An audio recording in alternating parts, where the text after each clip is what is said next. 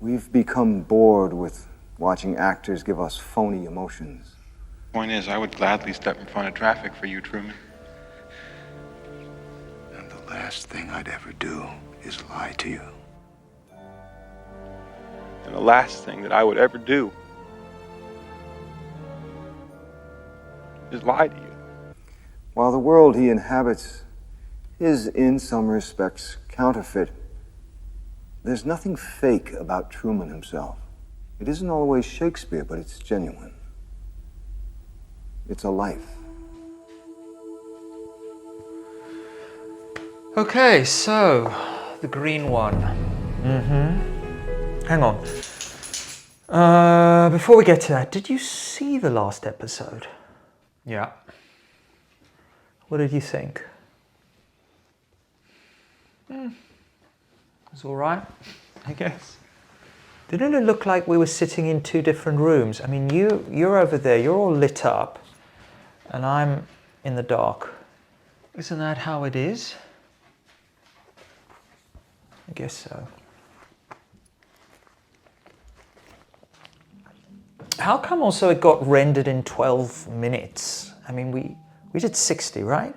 Oh, yeah. You know, I mean, cut for pacing, right? I mean, nobody's got time for a full-length ego trip. Think of how many things the higher powers could be resting their eyes on. Yeah, sure. I mean, right at this moment, other than us. So, the green one, yeah.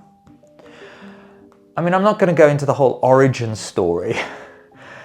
You know, also because I covered that in that podcast series I did called Cannabis Koan, which details how the idiot discovered, you know, drugs in his 40s, something like that. Did you come up with that name? GG, Green Girlfriend? Did you come up with that name, man? No. I actually think it was Natalia. Yeah. Yeah, she was a big fan. I mean, she didn't use the stuff herself, but I think she liked the fact, you know, being a self-preservation Enneagram 9, you know. Go focusing say on hello, staying go and say hello comfortable, to him. avoiding emotional hassles.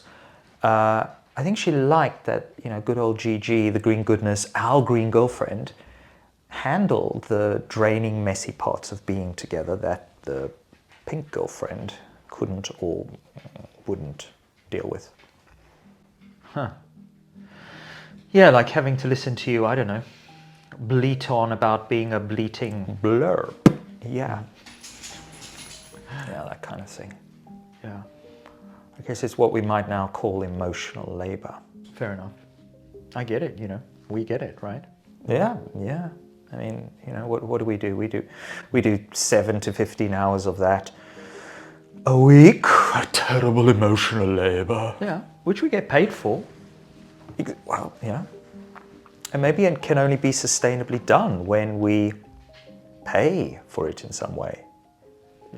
And ideally, most simply in a monetary capacity. Otherwise, it just becomes another sort of unpaid domestic chore, sort of, I don't know, act of service? Yeah. You know, the funny thing is, on our first date, she actually told me straight up what her love language was. In other words, what it was that she was in the market for, and it was that, acts of service. Which you, in your classic tortured soul mode, took as a green light for, I don't know, what? Midnight philosophy rants. Yeah. Ho, ho, ho.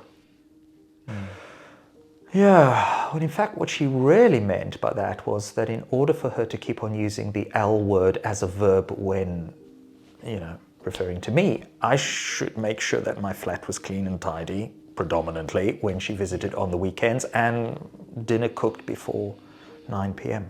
Okay, so you didn't get massive pushback on the green stuff. And you were what, using it when she would come round on the weekends and the evenings when the two of you were together? Yeah, more or less. All right.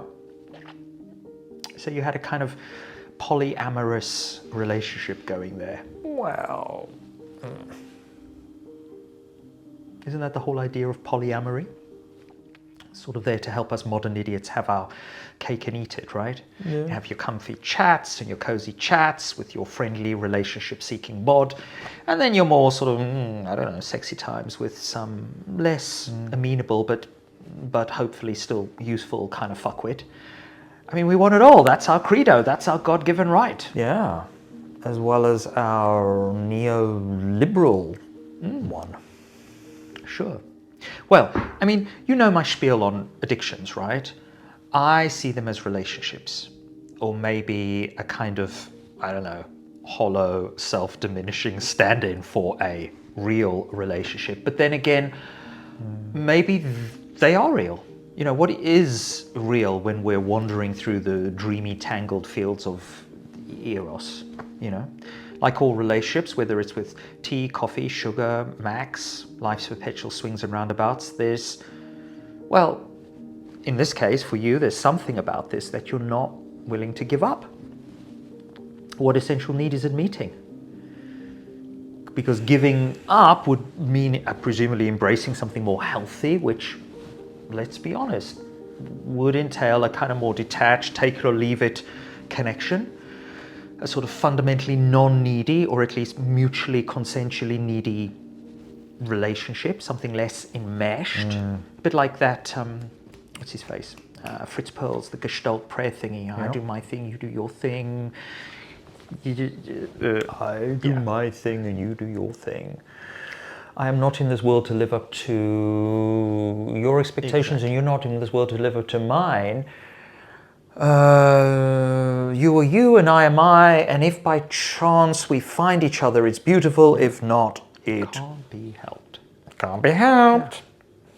But what if you, me, whoever, doesn't want this sort of take it or leave it relationship? What if we want something messier, more tangled, something that's kind of, I don't know, codependent? You know, you grow the stuff, you give it life, and then it gives you a kind of life. What if some people need something that also in some way needs them back? Something like that. You know what comes to mind when you say that? But only now. Weirdly, I've never had this thought before, so I guess that's why people pay therapists. You know, sometimes they provoke, stimulate thoughts. More than GPT? Well, I don't know, maybe. So you know that Carpenter's song, what's it called? Top of the World. One of my least favorite songs from that oeuvre, which has, of course, you know, the achingly sublime classics, and then that whole raft of MOR clangers. Anyway, as soon as this starts, you know, skip to the next track. Even though it's got Karen's voice, and it's, as ever, it's just this plangent, achingly deep thing, but the song itself. However, when you were talking just a moment ago, boom, boom, boom, boom, boom, boom, started playing. Ding, ding, ding, ding, ding, ding, ding, ding, ding, ding, ding. And maybe because that's what it's about. That it gets you high. Top of the world, no shit. Yeah, I mean, to a certain extent, although much less so now. No, there's something, I don't know, particularly when you frame it with the whole relationship thing. The more relational word I think that comes to mind here is something like sharing. Sharing. Yeah, but not in the obvious sense, you know, more like sort of sharing and pairing. Sharing and caring. Sharing and caring, you know, a sort of Adam and Eve thing. Yeah, particularly if Adam and Eve were cast in a sort of pretentious off-Broadway existential cabaret. Yeah. I mean, think about it. God did not have to create an Eve for Adam, right? He could have just left him there. But he sees the dude wandering around Garden of Eden, surrounded by the fruits, the animals, the waterfalls, and obviously it's still not enough for Adam, right? It'll never be enough because he's a freaking human idiot. Paradise, infinite snacks, personal hotline to the creator, and of course he's still down in the dumps. He's still got the seasonal affective disorder, you know, naming the animals with zero enthusiasm, horse, whatever, cow, blah. And God thinks, because presumably that's what gods do, God thinks, sheesh, this guy's kind of bumming me out. Quote, It's not good for man to be alone. Translation, this dude needs company before he starts talking to trees or even worse, higher powers other than me, the Almighty God. Remember God being this Enneagram 8 porn star God, where's the link? Solution focused, as 8s, as well as the biblical God often is. And that's how the second iteration of the human animal is produced. God makes Eve not really as an afterthought, but as a kind of existential corrective. She's not just the helper. She's also this first reality check for the penis-touting idiot. A reminder that even in paradise, the human condition means suffering and wanting more. Yeah, exactly. Well, we aren't just made to exist. We're sort of made, if you like, to share existence. YouTube is this, in the deepest dimensions of its non-corporate heart. This is YouTube.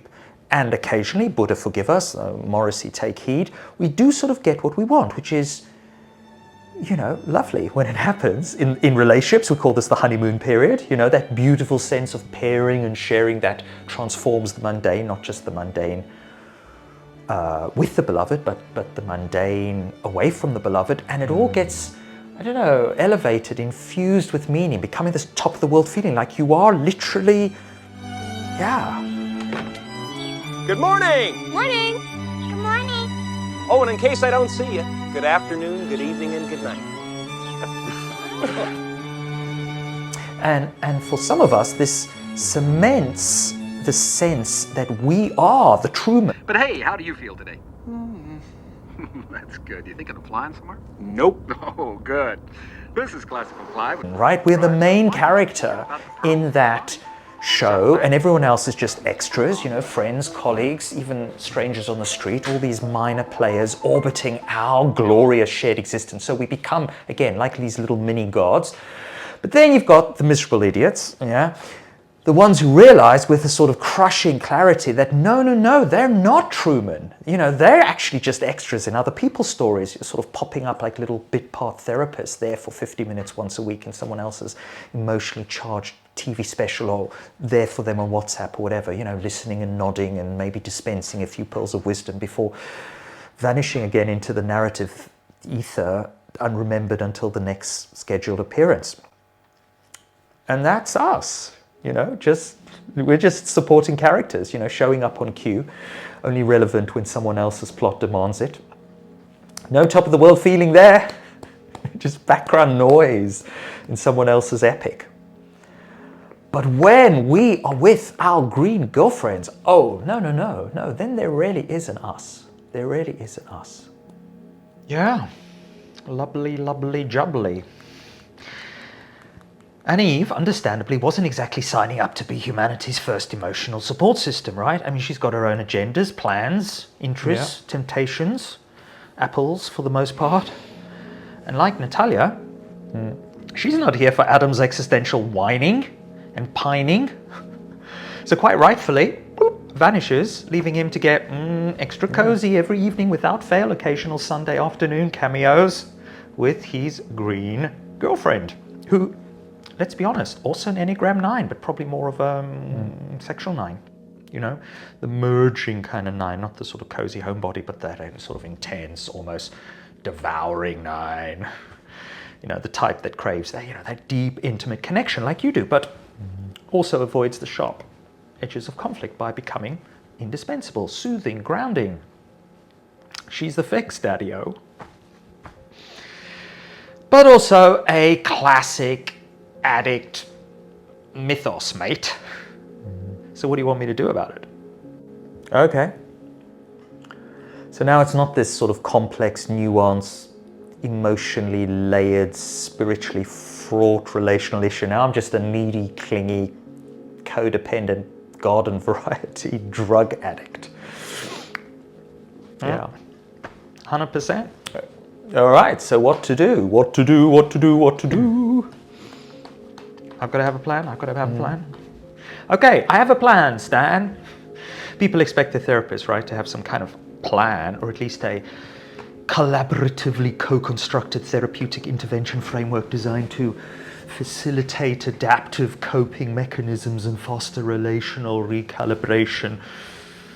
Also known as a suggestion. Well, yes, I do. Okay, for our dilemma. I am nowhere near being able to envision the so-called benefits of a completely THC girlfriend-free existence forevermore, you know. Because you see, I love her, my future father-in-law or mother-in-law, and I might even wish to wed your daughter, Alice Gertrude Green Goodness, one day, settle down, I don't know, start a family, do the whole respectable citizen charade. So if that's the grand plan, freebie therapist, you can kindly fuck the fuck off. No, that's not the plan, obviously. I'm not going to give the plan to you that I don't want to follow, right? The plan, although saying that, no, but saying that, the plan will have to wait until our next session because we're out of time. No fucking way. Yes, fucking way. Yeah. Well, tough titties, my friend. The suggestion being that the titties don't always render what we need or want. And such is life. That's what classic therapy is about, right? Sort of ball-kicking education in frustration, and thus also patience, all within a structured, time-bound, ethically contained, therapeutically co-created boundary of psychodynamic process work, intersubjective attunement, and regulated effective containment. Shazam. Basically, you get what you get and you don't get upset. All right? Top of the world.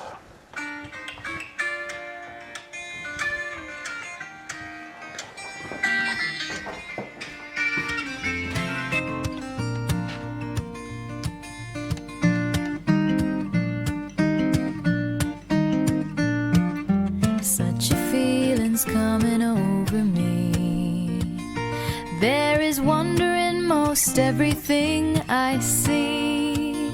Not a cloud in the sky, got the sun in my eyes, and I won't be surprised if it's a dream. Everything I want the world to be is now coming true, especially for me.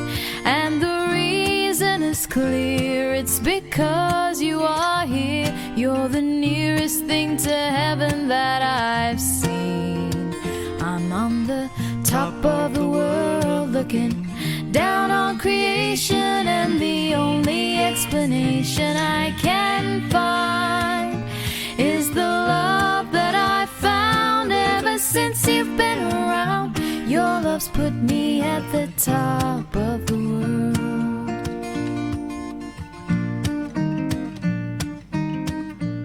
It's all true. It's all real. Nothing here is fake. Nothing you see on this show is fake. It's merely controlled.